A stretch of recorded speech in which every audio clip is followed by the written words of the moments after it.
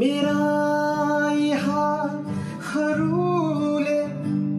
कहीं घात गर्न सक्छ अनि प्यार गर्दा गर्दै पाप पनि गर्न सक्छ मेरा यी हातहरूले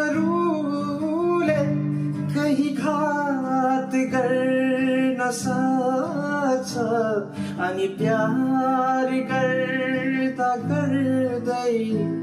पाप पनि गर्न सक्छ रूपको के मूल्य हुन्छ म पशु भएको बेला एक्लै तिमी न